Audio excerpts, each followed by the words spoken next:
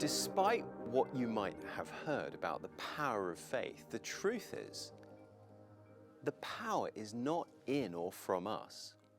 Faith is not to be seen as a container that's either empty or full. Instead, think of a tiny seed that will grow later on, or empty hands held out towards God saying, I need help, I'm in a bit of a mess. We like to think of doubt as being a problem for the religious believer, but it could also be a problem for the hardened skeptic.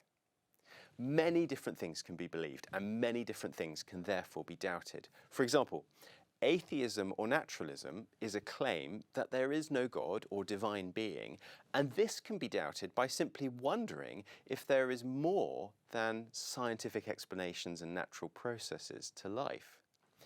This is what happened to me when I arrived at university. As I studied philosophy, I began to doubt my skepticism and atheism. You see, doubt isn't just for religious believers. And doubt could be a doorway into believing that God is real, if we're talking about doubting atheism or sitting on the fence about it all. One person who stands out in 60 billion is worth a second look. H.G. Wells called him the most dominant figure in history. Interesting, perhaps, that we have no record of his date of birth, and yet the world's chronology is linked to it. He never wrote a book, yet more books have been written about him than anyone else in history, and the output is still accelerating. The nearest thing that we have to his biography has now been translated into 2,000 different languages. He never painted a picture or composed any poetry or music.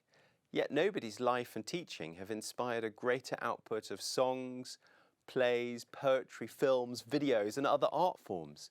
One film based on his recorded words has been produced in over 100 different languages, and it's already been seen by more people than any other film in history.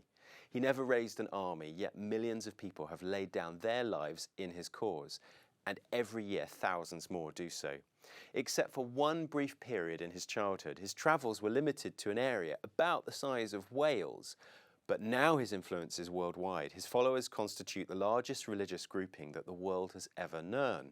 He had no formal education, but thousands of universities, seminaries, colleges and schools have been founded in his name. His public teaching lasted just 3 years, was restricted to just one small country, and now purpose-built satellites and some of the world's largest radio and television networks beam his message around the globe. He was virtually unknown outside his native country, yet in the last issue of Encyclopaedia Britannica, the entry under his name runs to 30,000 words. He is by far the most controversial person in history. Nobody has attracted such adoration or opposition, such devotion or criticism, and nobody's teaching has ever been so fervently received or fiercely rejected. For centuries, every recorded word he spoke has been relentlessly analysed by philosophers, theologians, historians, archaeologists and others. And right now, as you're thinking about his influence, millions of people are studying what he said and did and are trying to apply the significance of his words and his actions to their lives. In fact, there's a marvellous tradition of scholars, journalists, barristers, lawyers and detectives who set out as skeptics to use their own investigative skills to pull the thread of their doubts and sometimes to pull Christianity apart. And then, having explored those reasons for faith, they emerge as passionate advocates for Christ. So reframing doubt like this, we can say, yes, it's possible to doubt.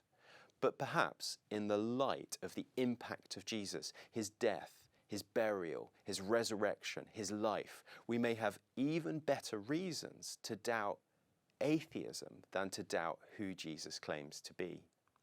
Doubts are like messages. We can choose to open them or we can ignore them.